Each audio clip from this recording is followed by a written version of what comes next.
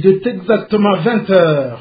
Bonsoir chers auditeurs de la Radio Pis FM. Vous nous captez sur le www.radiopisfm.com. C'est le moment de l'édition hebdomadaire de ce vendredi 9 novembre 2018. La mise en onde est assurée par l'ingénieur du son, Emery Nkurunziza. L'édition de ce vendredi vous est présentée par Jean Forter Guitara. Tout de suite, le sommaire de la dite édition en 4 chapitres.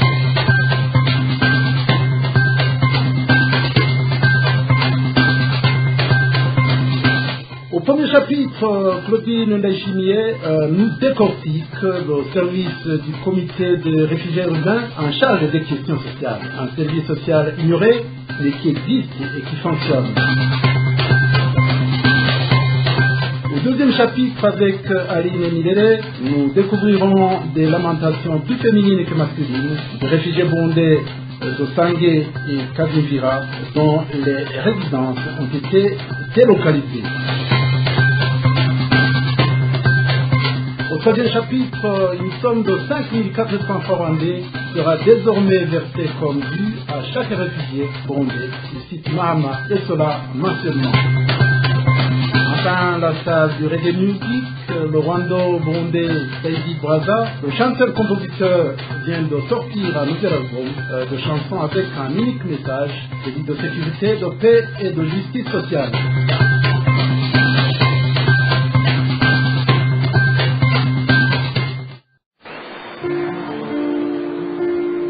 Comme j'adore la radio Pis FM, la voix des jeunes. Rebonsoir. Le service en charge des questions sociales au sein du comité des réfugiés urbains en République rwandaise fait pas mal d'activités en faveur des réfugiés. Cependant, certains réfugiés ne savent pas ou ignorent même comment ce service fonctionne. Claudine Ndaïchimier nous en fait le point. Au Rwanda, les réfugiés urbains ont élu des représentants dans tous les domaines. Le service en charge des questions sociales est l'un d'entre eux. Patrice Nadohoka, président du comité des réfugiés urbains, nous relate du fonctionnement de ce service. Le service social est un service qui est clé pour tout le comité, parce que comme vous le savez, toute communauté des gens doit avoir des difficultés et il faut avoir quelqu'un pour les canaliser ou pour les gérer, pour trouver des solutions adéquates à ces différents problèmes sociaux. Et comme vous le dites, il y a une personne chargée de ce domaine social, c'est Madame Jeanne Rugambara. À ses attributions, reçoit au jour le jour les doléances des gens. Et il est très expérimenté, c'est une personne qui a quand même une expérience au niveau de la gestion de ces problèmes. Les principaux problèmes qu'on vous demandez, il s'agit notamment des problèmes de santé. Il y a des gens tombent malades, soit accidentellement, soit ceux qui ont des maladies chroniques. Son numéro de contact, c'est 078 63 00 599, c'est son numéro de téléphone, on peut la contacter directement et donc elle est toujours disponible. Même si ce service existe, certains réfugiés ne connaissent pas jusqu'où il intervient. Je ne connais pas bien ce service, mais j'ai entendu qu'il existe et qu'il aide les gens qui ne savent pas ce que fait le HCR. J'ai entendu qu'ils font appel à ce service et les aident dans quelques domaines. Pour le moment, le HCR fait soigner les enfants de moins de 12 ans et les GH. Si vous êtes malade et que vous n'appartenez pas à cette catégorie d'âge, ce service peut aider pour faire des examens et payer les soins médicaux.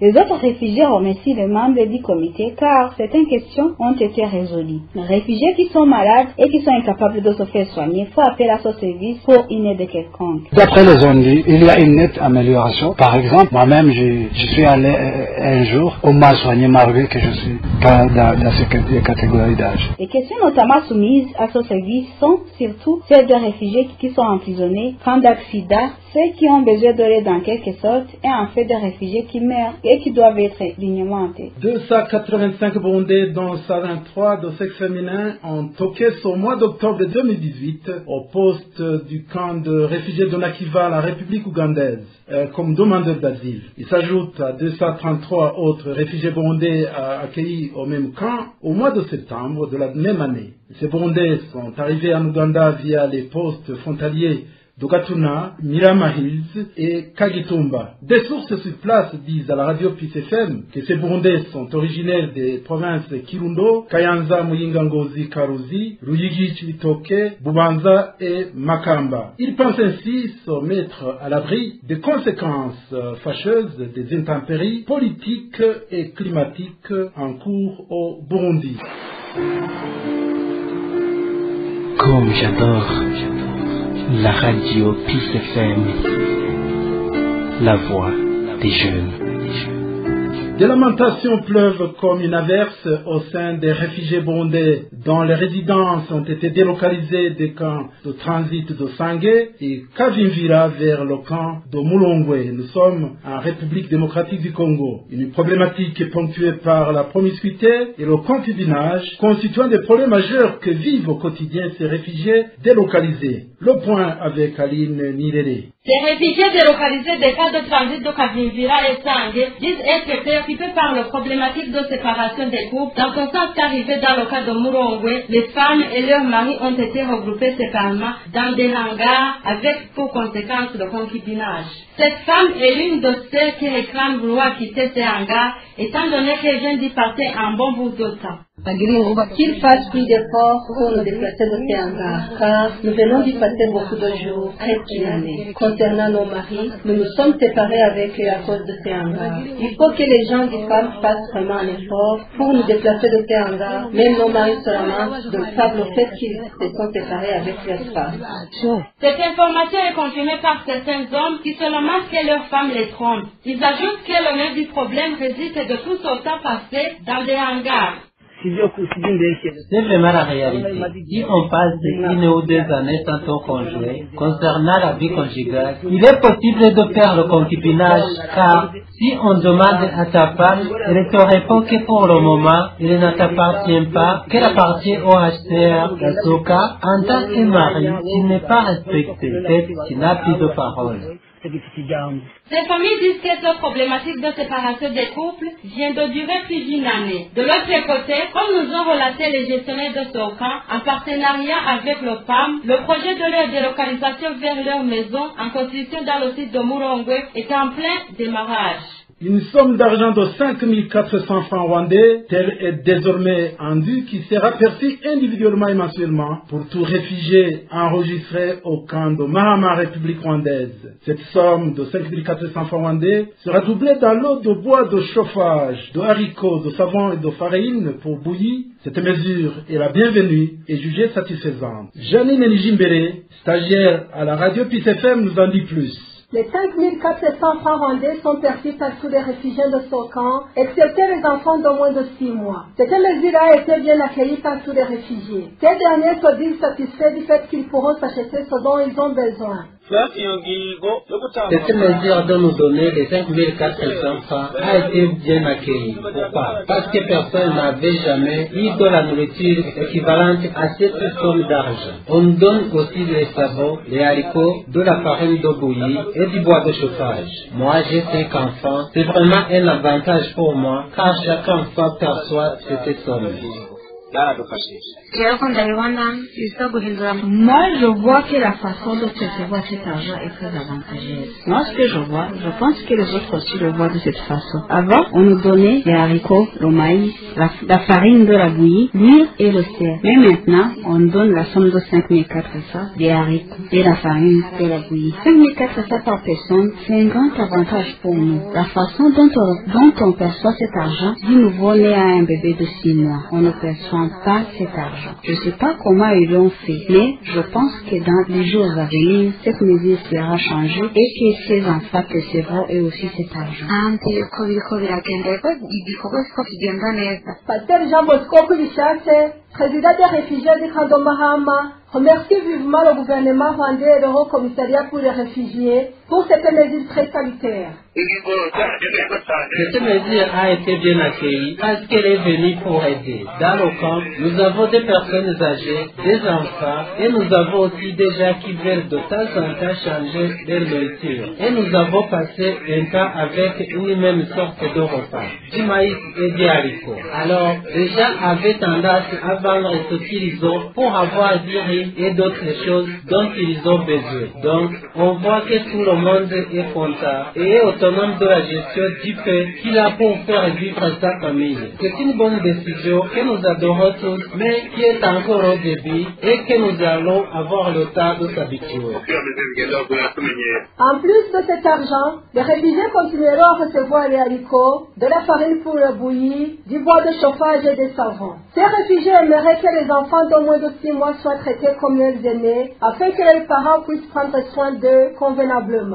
Saïdi Braza, le reggaeman burundo-rwandais, chanteur, compositeur, prodigue conseil aux réfugiés burundais de rester toujours solidaires et d'observer une cohabitation pacifique avec leur voisinage. Son nouvel album de chansons véhicule un message de paix, d'unité et de justice. Alexis Nimubona.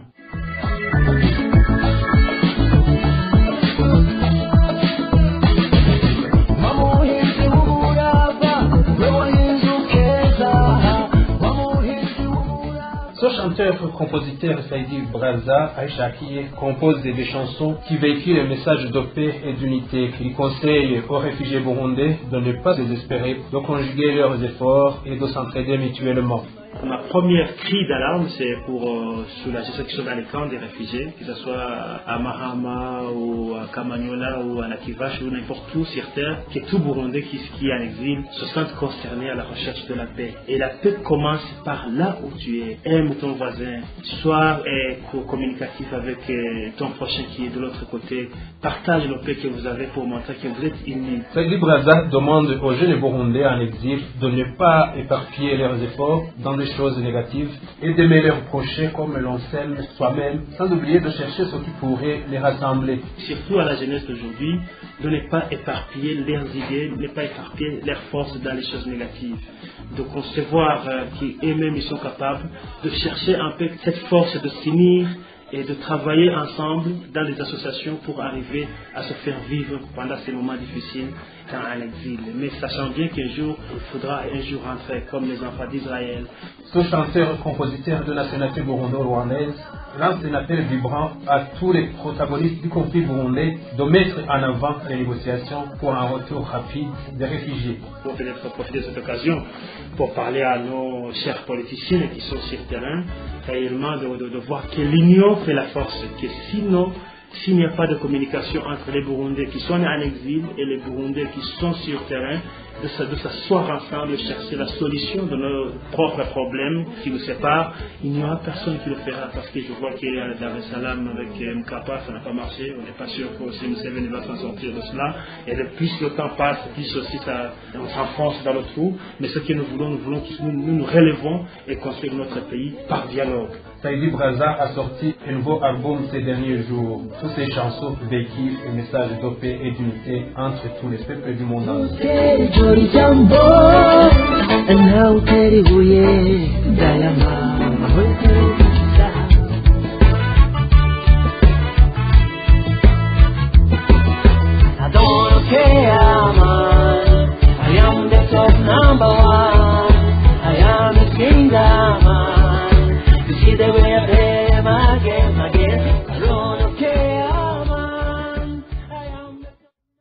Reprise des activités au camp de Rusenda à RD Congo après 2 semaines de grève pour agents nationaux chargés de faire l'enregistrement de nouveau-nés. Ces activités sont appuyées par la Commission nationale pour réfugiés, des activités qui ont débuté depuis l'année 2015. Le point avec Chanel Niharé-Lizoa. La Commission nationale pour les réfugiés SNR en sigle, via les chefs des villages, procède depuis ce mardi 6 novembre à l'enregistrement de tous les enfants réfugiés burundais qui sont nés dans ce cadre depuis son ouverture jusqu'à nos jours, spécialement ceux qui n'ont pas encore reçu des extraits d'actes de naissance délivrés par le gouvernement congolais. Nous demandons à ce que nous ayons ces documents, parce que ceci est précis et donne l'identification de la naissance de l'enfant. Si les parents prennent un voyage quelconque avec l'enfant, nous devons présenter les papiers de l'enfant. S'il finit ses études, il doit présenter le document complet qu'il a reçu. S'il n'en a pas, on ne lui donne pas son diplôme. Donc, nous jusqu'aujourd'hui, nous ne l'avons pas. Après l'enregistrement de ces enfants, les chefs de village donneront les listes des enfants enregistrés à la CNR. Cette dernière examinera leur dossier et délivrera des extraits d'actes de naissance en collaboration avec le bureau de l'état civil Mboko. Atungimana Souni, chef du village 8, fait appel à tous les réfugiés à venir massivement faire inscrire leurs enfants, car l'extrait d'acte de naissance est un document important pour l'enfant. Je m'appelle Atungimana Souni et je suis chef du village 8. Le travail que nous sommes en train de faire est d'enregistrer les enfants nés d'Asoka depuis 2015 jusqu'aujourd'hui. On nous a recommandé de le faire pour donner le rapport au CNR. Nous ne le savons pas bien, mais nous pensons qu'ils vont recevoir les documents de naissance parce qu'ils sont nés ici. Nous demandons à tous les parents de différents villages qui ont des enfants non encore enregistrés de venir nombreux afin qu'il ne reste aucun enfant sans inscrit, car ce sont des documents très important. Cet enrôlement massif intervient après des lamentations des réfugiés burundais du camp de Lusenda, faisant allusion à la non-enregistrement de leurs enfants au bureau de l'état civil. La lutte contre la drogue au sein de la jeunesse, un cheval de bataille au camp de réfugiés de Mahama pour New Generation for Peace, une association qui prône l'entraide mutuelle entre membres et surtout le développement du milieu environnant au camp. Le point avec Madeleine Ngenda Kumana. Ces activités qu'elle s'est fixées, la MTPD et l'entraide mutuelle entre membres de l'association elle-même et développement de l'entourage en l'apportant une idée diversifiée, comme le souligne Jamila Isenga, directeur et porte-parole de la MTPD, qui dit en plus que l'association a mis en place une école qui forme dans le domaine de la cuisine et que des examens ont été faits pour entrer dans cette école.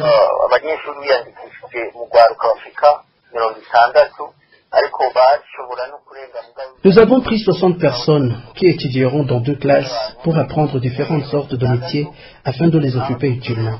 Cette formation durera 3 mois et ceux qui réussiront auront droit à un certificat attestant leur savoir. Nous voulons qu'ils aient un bagage intellectuel élevé. C'est pour que, demain ou après-demain, ils sachent voler de leurs propres ailes. Nous voulons combattre la délinquance juvénile.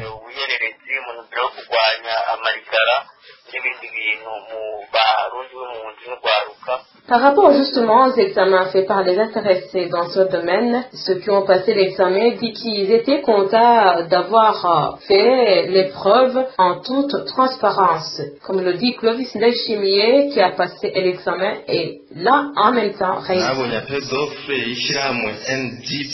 J'ai vu un appel d'offres de l'association New Generation for Peace and Development qui enseigne l'art culinaire. J'ai déposé mon dossier. Aujourd'hui, nous avons fait un test.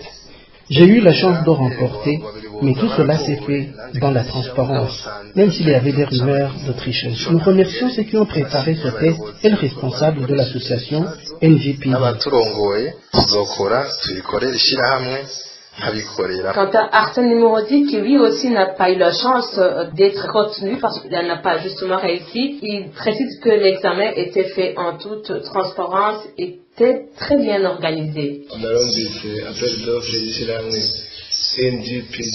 J'ai entendu parler d'un appel d'offres de l'association NGPD. J'ai essayé. J'ai déposé mon dossier, même si j'ai échoué. J'apprécie, car tout s'est passé dans la transparence. Malgré la mise en place de cette école qui forme dans le domaine de la cuisine, l'association a encore besoin de fonds pour pouvoir payer les enseignants et acheter du matériel didactique. Lancement ce mardi 6 novembre par l'organisation African Initiative for Relief and Development, AIRD en sigle, des travaux de construction d'un centre culturel. Un centre culturel pour la promotion et la cohabitation sociale entre réfugiés burundais du camp de Lusenda et les différentes communautés d'accueil. Marie-Charles Ninazwe nous en fait le point. L'organisation partenaire du Hasser en charge de l'abri infrastructure dans le cadre des réfugiés burundais de Lusenda au cité de 5000 réfugiés de Mulongwe AIRD en sigle a débuté mardi 6 novembre l'activité de construction d'un centre culturel au cadre de Lusenda. Ce centre qui sera animé par des animateurs ici des communautés servira d'orgue d'échange culturel entre la communauté d'Akei Bembe et les réfugiés burundais. Des danses folkloriques, des théâtres, des mythes, des régendes, des poèmes, etc.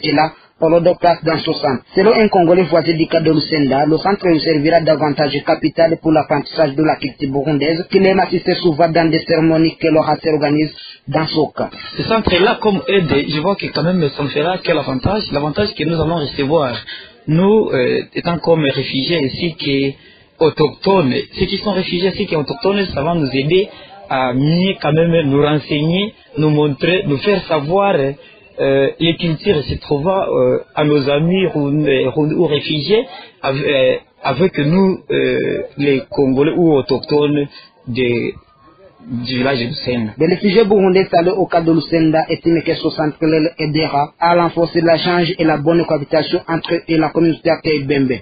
Quand cette maison sera construite, nous pourrions nous rencontrer avec les Congolais qui nous hébergent. Cela sera une grande importance car nous pourrions dialoguer, faire connaissance, mais sans se rencontrer ensemble, rien ne marchera pas. Nous continuerons à nous sous-estimer les uns et les autres. Ce bâtiment de 13,4 mètres sur 8,4 en cours de construction tout près de l'entrée du cas par l'African Initiative for Relief and Development en matériaux durables vient de seconder le début de la construction le 1er novembre dernier de deux terrains de jeu basket et volleyball à l'intérieur du cas et l'autre zone extérieure par la même organisation. Toutes ces infrastructures communautaires doivent être inaugurées avant que l'an 2018 prenne sa fin, précise notre source de la RDC. Nina Zomari Charre, cadre des réfugiés burundais de Lusenda en RDC pour Radio Peace FM.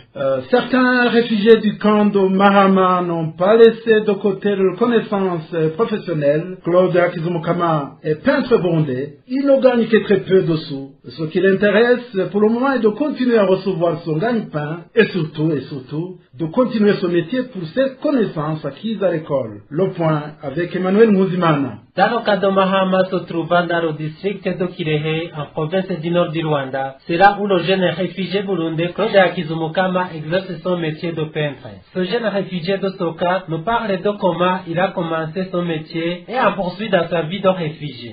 J'ai commencé mon métier quand j'étais encore au Burundi avec les compagnons qui m'ont poussé à aller même le pied à l'école à Gitega. Je l'exerce parce qu'en arrivant ici au camp des réfugiés, je n'avais rien d'autre à faire et je me suis lancé dans mon métier. Claude Akizumukama est suffisamment fier de son métier, même s'il s'en mêle de beaucoup de problèmes qui freinent son évolution.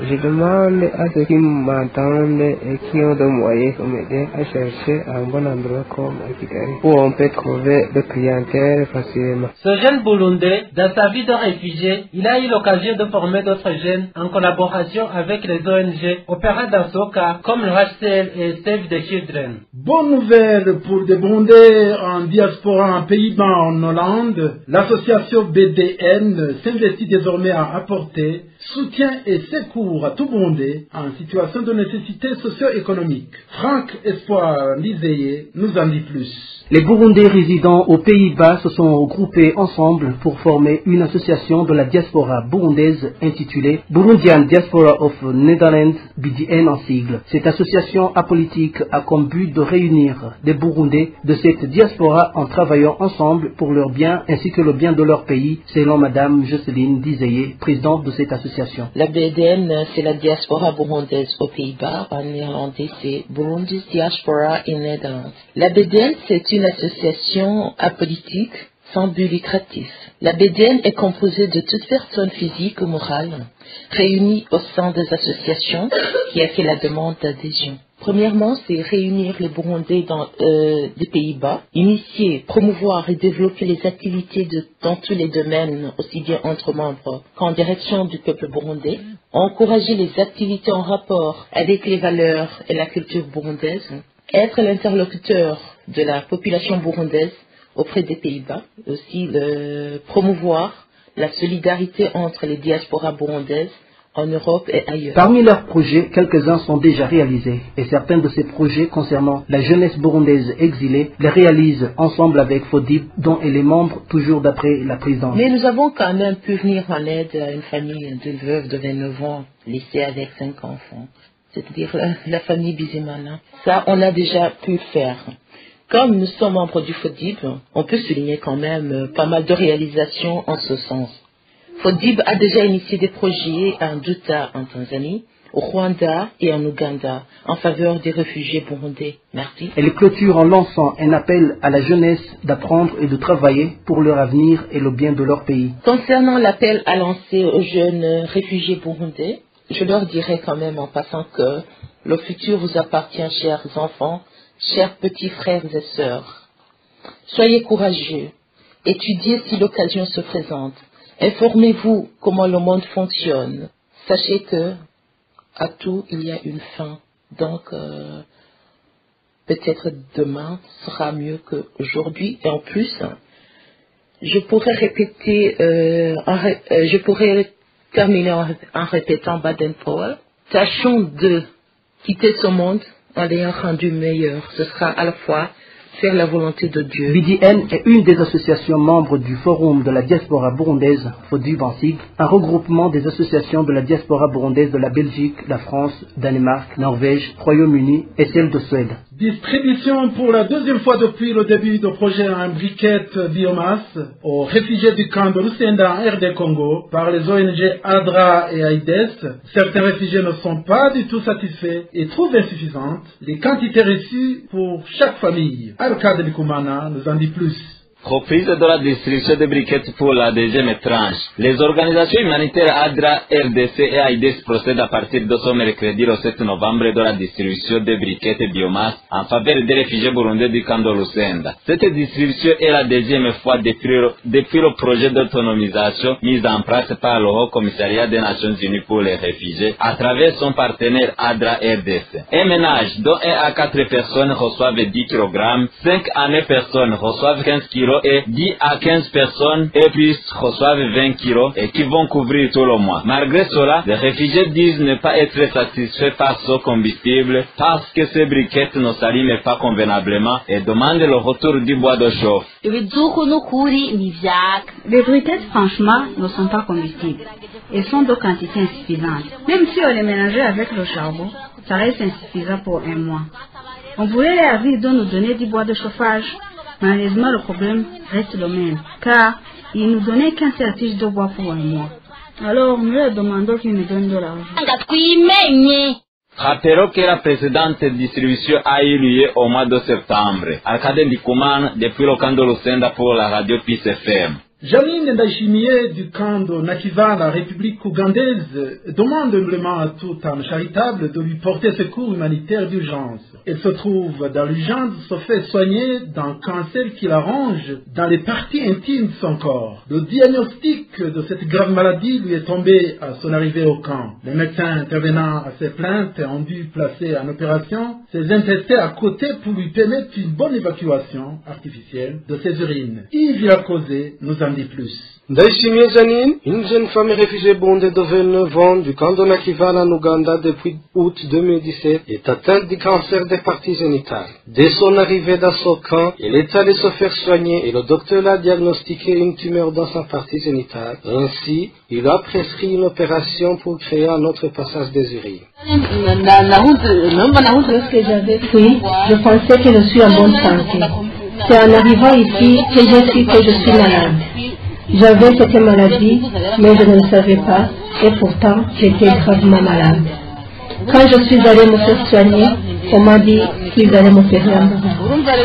La façon dont on m'a opéré a fait que les intestins soient placés à côté, à telle enseigne que j'évacue mes selles par une voie normale et je n'évacue que du sang uniquement.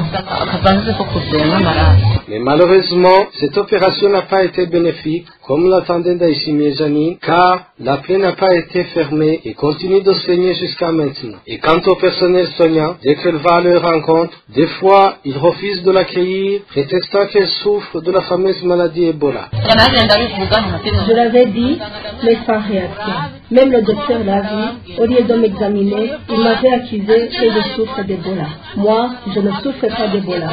C'est vous qui m'avez mal soigné et vous m'avez laissé comme ça. Je ne peux même pas aller chez les malades souffrant du cancer parce que tout le monde m'a stigmatisé, soit disant que je souffre d'Ebola. Elle demande au personnel soignant de s'occuper d'elle, car même le pansement pour couvrir sa plaie ne lui sont pas octroyés et fait recours au sachet pour la couvrir. On m'avait demandé ce que je veux. Je vous remercie d'avoir mis mes enfants à l'école, mais scolariser mes enfants alors que je souffre comme ça ne vaut rien parce que mes enfants, lorsqu'ils viennent de l'école, ils ne trouvent rien comme nourriture. C'est eux-mêmes qui cherchent du bois de chauffage et qui préparent à manger. Désespérée, devant sa maisonnette, cette maman de 4 enfants demande de l'aide à tous qui le peuvent afin de ne pas laisser ses 4 enfants sans protection. Yves Yakoze, Kandona Kivala en Ouganda, pour la radio Peace FM, Voix de la jeunesse. Merci, chers auditeurs de la radio Peace FM, de nous avoir prêté une oreille attentive. C'est ici que prend fin cette édition. Je dis merci aussi à toute mon équipe de rédaction et surtout à toutes nos différentes sources d'informations au pays, dans la région et d'ailleurs. Vous étiez en compagnie de Jean Fortel Guitara, en pseudonyme. Bonne soirée et bon week-end à tous. À la prochaine. Ciao.